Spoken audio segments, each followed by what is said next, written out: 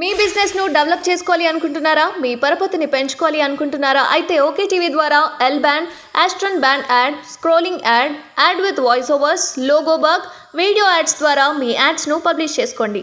సంప్రదించవలసిన phone number 8520917933.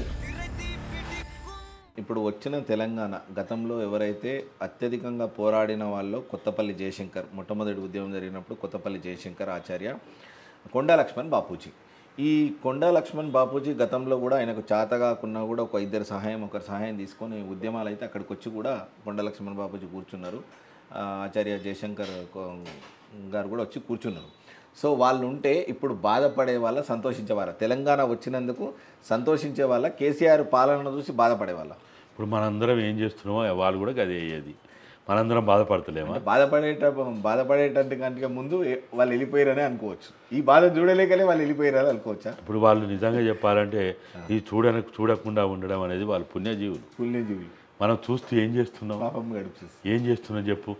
ఎదురు తిరగలేము, ఎదురు మాట్లాడలేము, కొట్లాడలేము, లేకపోతే మనం ఏదో ఇట్లా మీడియాలో ప్రశ్నిస్తున్నాం. కానీ ఇంతకు మించి మనం ఏం చేయగలుగుతున్నాం?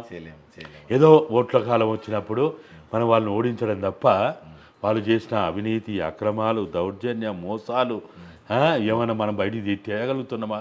అసలు అది తెచ్చినాడే నిజంగా తెలంగాణ అమరవీరుల త్యాగాలకి మనం నిజమైనటువంటి నివాళులు అర్పించినట్టు అవుతుంది.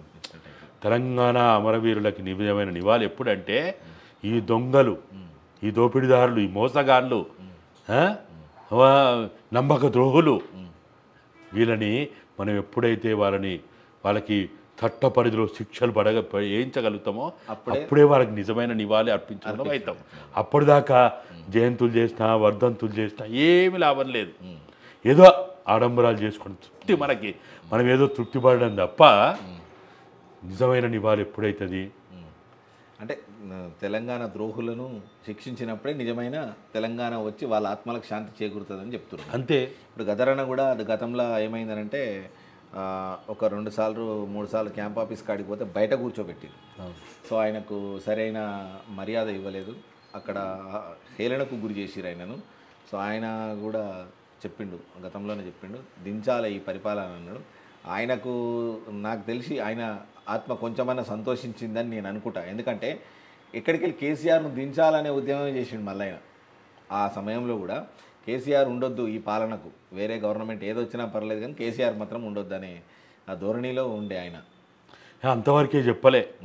ఎందుకంటే నాకు బాగా సన్నిహితుడు, మేము కొన్ని గంటల కొద్ది కూర్చొని మాట్లాడేది. దించుడే కాదు, చట్టాల ద్వారా దంచాలన్నాడు, శిక్షించాలన్నాడు. ఈ ఆర్థిక నేరగాళ్ళని, ఈ చట్ట వ్యతిరేక పాలన చేస్తున్న పాలకులని ఉత్తగా వదిలిపెట్టొద్దు అన్నాడు. ఉత్తగా వదిలిపెడితే ఏమున్నదాడా? ఉత్తగా వదిలిపెడితే రేపు ఎవరైనా ఇదే చేస్తారు. అది కాదు కదా. ఆయన ఎప్పుడు అట్లా చెప్పలే. ఆయన చాలా చాలా నిక్కచ్చిగా చెప్తాడు, నిక్కచ్చిగా మాట్లాడతాడు. వీళ్ళని వదిలిపెట్టొద్దు అని చెప్పిండు. ఎట్టి పరిస్థితుల్లో వీళ్ళని వదిలిపెట్టొద్దు, వీళ్ళ చట్టం ద్వారా, వేరే పద్ధతులు కాదు, చట్టం ద్వారా వీళ్ళని విచారణ చేయాలి అనే చెప్పిండు. కానీ మరి ఆయన కోరుకున్న ఆశయం నెరవేరాలంటే దించుడు ఒక్కడే కాదు, ఇంకా చాలా చేయాలి.